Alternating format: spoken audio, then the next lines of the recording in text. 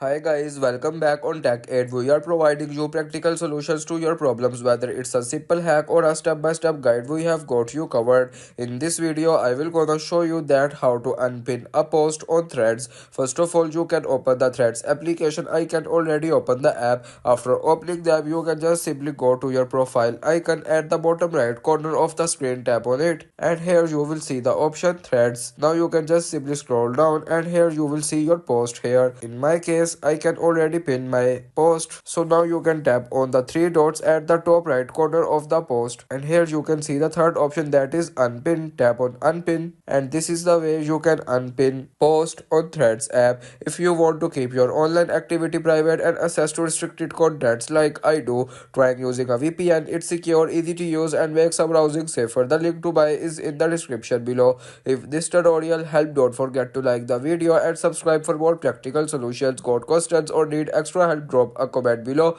and we will be happy to assist. See you in the next one. Thanks for watching.